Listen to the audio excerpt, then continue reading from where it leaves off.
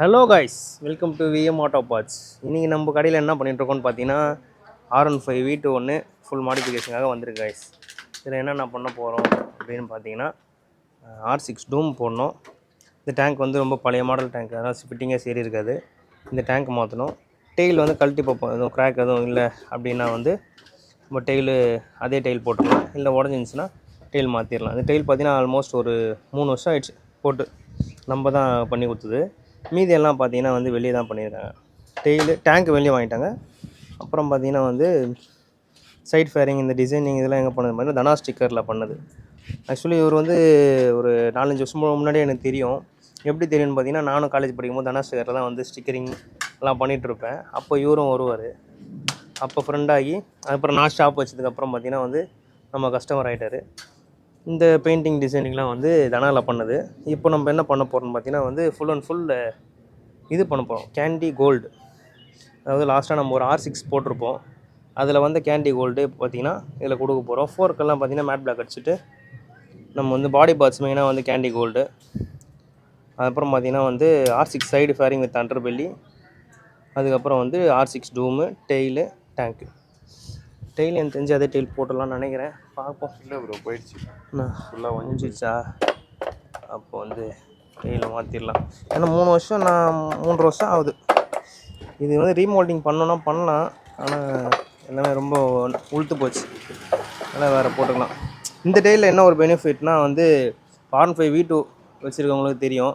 Normal tail வச்சு தான் வருஷத்துக்கு ஒரு 2 தடவை 3 தடவை மாற்ற வேண்டியது வரும். இந்த டெயில் போட்டால் ஒரு 2-3 வருஷத்துக்கு தாராளமாக வருது. ஏன்னா நானே பார்த்தீங்கன்னா ஃப்ரெண்ட்ஸ்லாம் ஏற்றும் போது பார்த்தீங்கன்னா ராங்காக ஏறி உட்காருவானுங்க. இந்த கிளிப்லாம் உடஞ்சிடும். ஒரிஜினல் டெயிலில் சொல்கிறேன். அப்பப்போ உடஞ்சி அதை வேறு மாற்றிட்டே இருக்கணும். இந்த டெயில் வந்ததுலேருந்து அந்த ப்ராப்ளம் இல்லை. அதுலேயும் வந்து யாரோ வெயிட்டாக ஏறி உட்காந்தனால இதுமாதிரி உடஞ்சிருக்க போல். அப்போ டெயிலும் வேறு தான் போடணும். பாருங்கள், இந்த டேங்க்கு போட்டு ஆல்ரெடி ஒரு 3 வருஷம் இருக்கும்.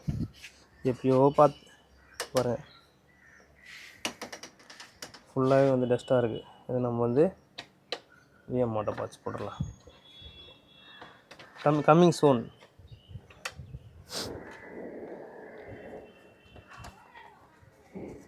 அதுதான் கம்மிங் சூன் போட்டு அவ்வளோதான் சீக்கிரமாக ரெடி பண்ணி கொடுத்துடலாம்.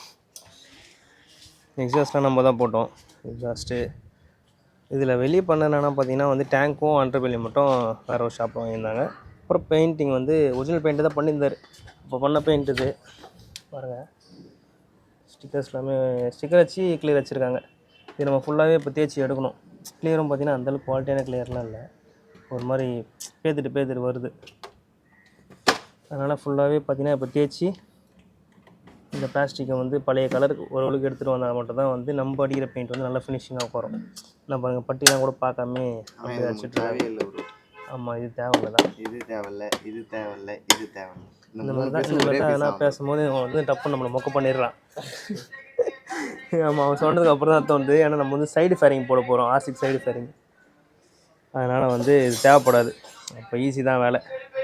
ஆல்மோஸ்ட் எல்லா பார்ட்ஸும் பார்த்திங்கன்னா வந்து ரிமூவ் பண்ணியாச்சு. அது பார்த்திங்கன்னா லாஸ்ட்டாக டெயில் ரிமூவ் பண்ணிகிட்ருக்கான். பாருங்கள், வண்டி வந்து எந்த கண்டிஷனில் இருக்குது பாருங்கள்.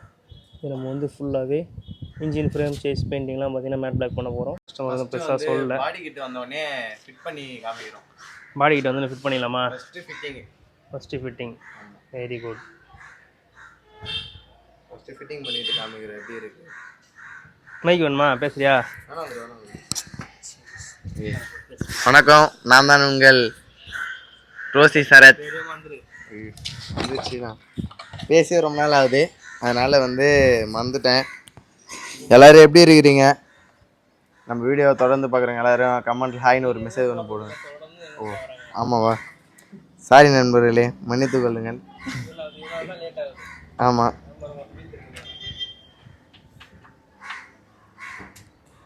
இப்போ வந்து கொஞ்சம் வேலை பிஸியாக போயிட்டுருக்கு. அதனால தான் கொஞ்சம் கடினமான ஒரு இதுவில் மாட்டிக்கணும். அதனால தான் வர முடியல. அம்மா என்னண்ணா இது இவ்வளோ டைட்டாக இருக்கு. பயங்கரமாக ஃபிட்டிங் பண்ணியிருக்காங்க. வேறு லெவலில் அவங்க அப்படின்னா என்ன அது இதுன்னு பார்த்தா இந்த மாதிரி இருக்குது. இது வந்து இந்த ஷீட்டுக்கு அடிப்பாங்கல்ல இந்த இந்த மாதிரி ஷீட்டுக்கு அதே தான் இருங்க அமீர். ஆமாண்டா இந்த ட்ரில்லிங்கில் போட்டு ஆமாம் ட்ருன்னு ஏற்றுவாங்க. வந்து இண்டிகேட்டரும் பயங்கரமாக போட்டிருக்காங்க பேக்கில். நல்லா ஸ்டைலாக போட்டுருக்காங்க. அவ்வளோதான். இப்போ எல்லாமே அவுத்தாச்சு. மட்கார்டு மட்டும் உடஞ்சிருக்கு, அது மாற்றணுமா எப்படி அப்படின்னு நம்ம கேட்டுப்போம் கஸ்டமருக்கு. ஓ அப்படியா? ஓகே. ஆமாம் ஸ்டாரில் நடுவில் ஒரு கட்டு வருது. காற்று போட்டு ஏர் டைனமிக். அப்படியா? அதில் கொடுமா. அடிக்கிற காற்று லைட்டாக இப்படி மட்டும் காற்று அடியில் போய் காற்று வாங்கிப்போம். இது மட்டும் இப்போ ரிமூவ் பண்ணிவிட்டு அவ்வளோதான். வண்டி ஃபுல்லாக டெயில் லேம்பு போயிடுச்சு. ஆமாம் லேம்பு நம்மகிட்ட வரது இல்லையே இப்போ. பார்த்துக்கலாம். எரிதானா? எரியுதுன்னு தான் நினைக்கிறேன். டெயில் லேம்ப் எரியுது. ஆனால் டெயில் லேம்ப் போடுற இடம் வந்து ஃபுல்லாக மோல்டிங்கே பண்ணிட்டுக்கிறாங்க. இந்த ஒரு போல்டு உடச்சி எடுத்துட்டேன். ஆனால் அந்த ஐயோ மெயினான இடம் ஆனால் வரல.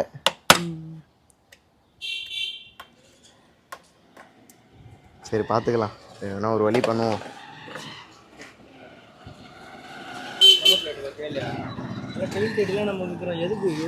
இதெல்லாம் அப்பத்தி மாடல் இருந்த வண்டி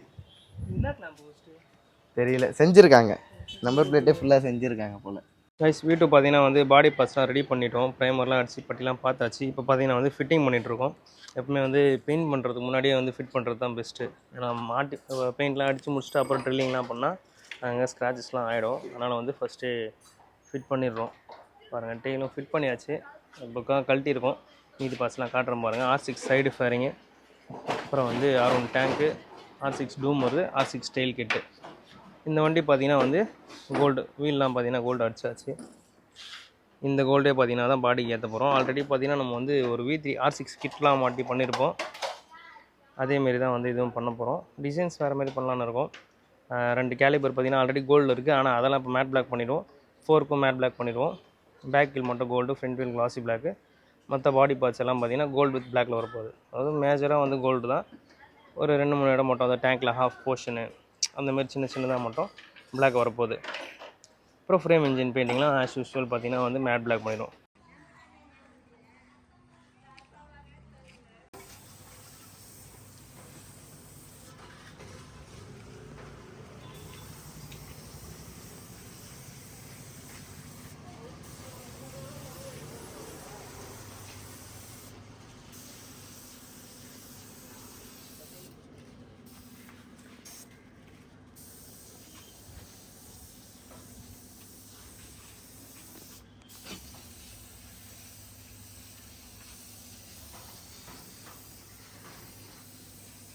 கைஸ் R15 V2 பார்த்தீங்கன்னா வந்து ஃபுல்லாகவே கேண்டி கோல்டு அடிச்சு இன்ஸ்டாலும் பண்ணி முடிச்சாச்சு.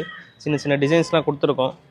பார்த்தீங்கன்னா வந்து R6 அப்புறம் வந்து சைடில் Yamaha. கஸ்டமர் வந்து பெருசாக ஏதோ டிசைன்ஸ் கேட்கல, நார்மலாக என்ன பண்ணுங்க ப்ரோ பேசிக்காக இருந்தால் போதும் அப்படின்ட்டாங்க. அதனால் வந்து நார்மலாகவே பண்ணியாச்சு.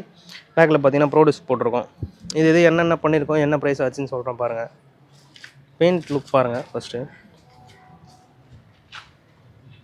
இந்த கேண்டி கோல்டு வந்து நல்லா ரிச்சாகவே இருக்குது. பிளாக்குக்கும் அந்த கோல்டு கொடுக்கும்போது நல்லாவே இதுவாக இருக்குது. கைஸ் இந்த வண்டி பண்ணுறது எவ்வளோ ஆச்சுன்னு பார்த்தீங்கன்னா வந்து பாடி கிட்டு ப்ளஸ் பெயிண்டிங் பார்த்தீங்கன்னா வந்து 27,000 ஆச்சு. இது 27,000 என்னென்ன பண்ணியிருக்கோன்னு பாருங்கள். R6 கிட்டு, அப்புறம் பார்த்தீங்கன்னா ஃபுல் வண்டி பெயிண்டிங், R1 டேங்க்கு, R6 டூமு, அப்புறம் வந்து டெயில் கிட்டு, அப்புறம் பார்த்தீங்கன்னா வந்து பேக்கில் வந்து இண்டிகேட்டர் ஒரு டெயில் டைடு கொடுத்துரும். ஃப்ரண்ட்டில் பார்த்தீங்கன்னா ஒரு இண்டிகேட்டர் வந்துடும். இதை தவிர்த்து எக்ஸ்ட்ராவாக என்னென்ன பண்ணியிருக்கோன்னு பார்த்தீங்கன்னா வந்து மிரர், ஷெல்த் மிரர் பார்த்தீங்கன்னா வந்து அடிஷ்னலாக தான் வரும். அதுக்கப்புறம் பார்த்தீங்கன்னா வந்து ப்ரோ டிஸ்க்கு, எக்ஸாஸ்ட்டு இதெல்லாம் பார்த்தீங்கன்னா வந்து அடிஷ்னலாக தான் வந்துச்சு. டிசைன்ஸ் கொஞ்சம் பண்ணியிருக்கோம். இந்த டிசைனிங் கஷ்டம் வந்து கொஞ்சம் அடிஷ்னலாக தான் வந்துச்சு. மொத்தமாக பார்த்தீங்கன்னா ஒரு 30,000க்குள்ளேயே முடிஞ்சிச்சு. இதேமாதிரி உங்கள் வண்டியும் பண்ணால் வந்து சென்னை முகப்பேர் வெஸ்ட்டில் இருக்க VM ஆட்டோ பார்ட்ஸ்க்கு எடுத்துன்னு வந்துருக்கேன். நம்ம பக்காவாக பண்ணிக்கலாம். உங்கள் ஃப்ரெண்ட்ஸ் யாரும் R15 V2 வச்சுருந்தா அவங்க வந்து இந்தமாரி மாடிஃபிகேஷன் பண்ணணும் அப்படின்னு கேட்டிருந்தாங்கன்னா நம்ம ஷாப் ரெஃபர் பண்ணுங்கள். பாருங்கள் எந்த அளவுக்கு நல்லா பண்ணியிருக்கோன்னு சொல்லிட்டு. நம்ம வந்து ரெகுலராகவே V2, RC, அப்புறம் பார்த்தீங்கன்னா V3 இதெல்லாமே ரெகுலராக பண்ணிகிட்ருக்கோம். அப்புறம் பார்த்தீங்கன்னா RX 100 பண்ணிகிட்ருக்கோம். இந்தமாரி வந்து மெயினாக ஸ்போர்ட்ஸ் பைக் தான் பண்ணிகிட்ருக்கோம். இதேமாதிரி உங்கள் ஃப்ரெண்ட்ஸுக்கு வந்து வண்டி மாடிஃபை பண்ணணும் அப்படின்னா வந்து வீடியோ ஷேர் பண்ணி விடுங்க. கீழே இருக்க பெல் பட்டன் அமைக்க வைங்க. Until then, bye from VM Auto Parts. அப்புறம் guys இன்னொரு முக்கியமான விஷயம் சொல்ல வந்துட்டேன், நம்ம சேனலை சப்ஸ்கிரைப் பண்ணி வைங்க.